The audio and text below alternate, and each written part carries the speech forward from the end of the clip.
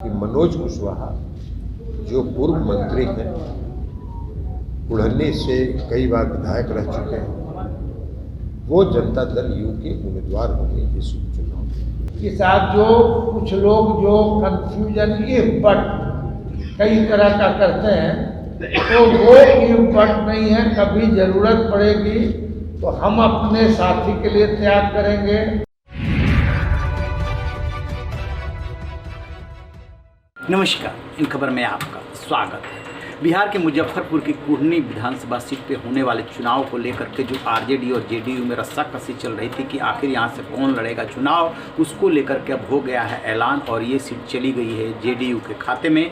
अब यहाँ से पूर्व मंत्री पूर्व विधायक मनोज कुशवाहा जो जेडीयू के उम्मीदवार होंगे, और उन्होंने कल ही ट्वीट करके इस बात की जानकारी दे दी थी, लेकिन विवाद न हो इसलिए उन्होंने ट्वीट हटा लिया था। मनोज कुशवाहा 2005 से 2015 तक वहां पर विधायक रहे हैं, लेकिन 2015 में ये सीट बीजेपी ने छीन ली। केदार गुप्ता यहाँ से बीजेपी के विधायक बने। 2020 में आरजेडी ने बीजेपी से ये सीट छीन ली थी, लेकिन अनिल सहनी भ्रष्टाचार के मामले में सजायाफ्ता होने के बाद ये सीट खाली हो गई।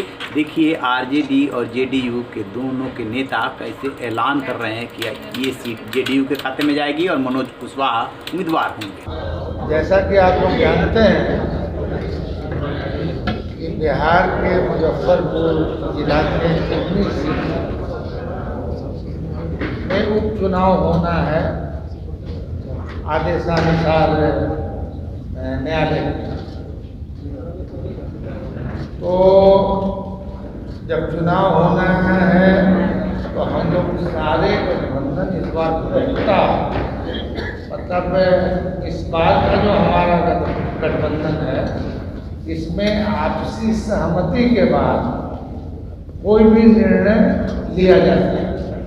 यहाँ हम लोग जितने लोग हमारे गठबंधन के साथी बैठे हैं, इससे आप लोगों को यह प्रतीत होगा कि हम लोग एक हैं, इसमें कहीं से इफ बट नहीं है।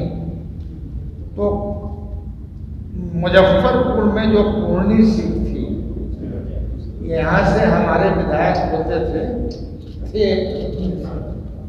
अब सैनी जी, अनिल सैनी पहले राज्यसभा सदस्य भी थे वो।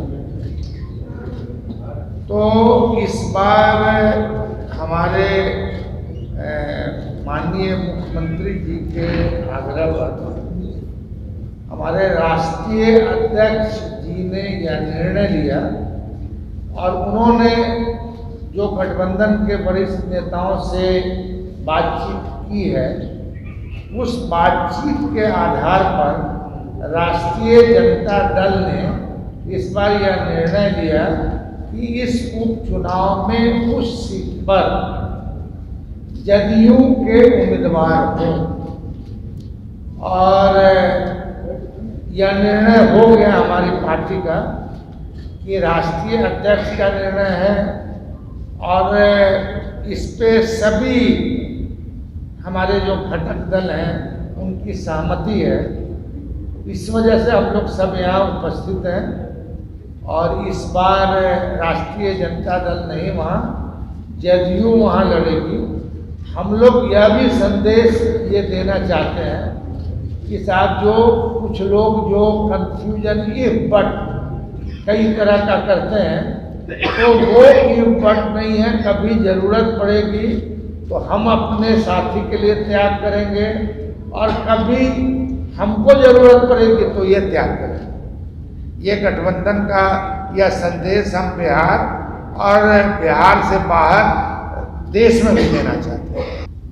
देखिए, सिद्दीकी साहब ने आप लोगों को बता दिया है और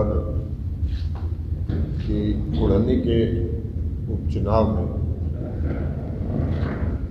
राष्ट्रीय जनता दल का सिटिंग सीट था वो, और उसके बावजूद हम लोगों के आग्रह पर राष्ट्रीय जनता दल ने वो सीट जनता दल यूनाइटेड को दिया है। बहुत ठीक बात कही उन्होंने कि गठबंधन का मतलब ये होता है कि बिना किसी मन में किसी भेद के गठबंधन, धर्म के गठबंधन को आगे बढ़ाने के लिए त्याग किया गया और हर लोग उसके लिए, हर पार्टी उसके लिए तैयार है। लेकिन हमारे आग्रह पर जो राष्ट्रीय जनता दल ने, हम लोग के आग्रह पर जो राष्ट्रीय जनता दल ने वो सीट जनता दल यू के लिए छोड़ा, उसके लिए हम राष्ट्रीय जनता दल के राष्ट्रीय अध्यक्ष आदरणीय लालू प्रसाद और बिहार के उप मुख्यमंत्री माननीय तेजस्वी प्रसाद यादव जी का आभार और धन्यवाद उनको देते हैं। उन्होंने एक अच्छी मिसाल पेश की है गठबंधन धर्म के हित में। और जहाँ तक जनता दल यू के उम्मीदवार का सवाल है, कुढ़नी विधानसभा उपचुनाव में जनता दल यूनाइटेड ने यह निर्णय लिया है कि मनोज कुशवाहा जो पूर्व मंत्री हैं, कुढ़नी से कई बार विधायक रह चुके हैं, वो जनता दल यू के उम्मीदवार होंगे इस उपचुनाव में। जैसा कि आपने देखा वीडियो में, अब्दुल बारी सिद्दीकी जो आरजेडी के नेता हैं वो प्रेस कॉन्फ्रेंस कर रहे हैं। उसके बाद जो जेडीयू के अध्यक्ष ललन सिंह वो बोल रहे हैं और अल्टीमेटली दोनों में समझौता हो गया। इसके पहले मोकामा और गोपालगंज का जो विधानसभा चुनाव हुआ था, दोनों सीटें आरजेडी लड़ी थी और मोकामा में सफल हुई थी, जीत गई थी, लेकिन गोपालगंज जीत नहीं पाई थी। बहुत कम वोटों के मार्जिन से आरजेडी वो सीट हार गई थी, बीजेपी वहाँ से जीतने में कामयाब हो गई थी।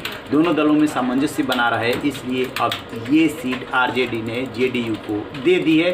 अब जो नज़र होगी वो इस बात पे होगी कि वीआईपी वाले जो मुकेश सहनी ताल ठोक रहे हैं और एआईएम भी वहाँ पे चुनाव लड़ने वाली है, वो किसको मैदान में उतारते हैं। और बीजेपी जो है केदार गुप्ता को ही उतारेगी, क्योंकि पिछले चुनाव में वो 712 वोटों से ही महज हारे थे, इसलिए उन्हीं के नाम की अटकलें चल रही है। अब फाइनली जब बीजेपी घोषित करती है तब जाके पता चलेगा। 12 कुढ़नी विधानसभा का उपचुनाव भी काफ़ी सरगर्मियों वाला चुनाव होगा, उस पर भी नजरें रहेंगी। तो आप रहे बेखबर, देखते रहिए इन खबर। Thank you.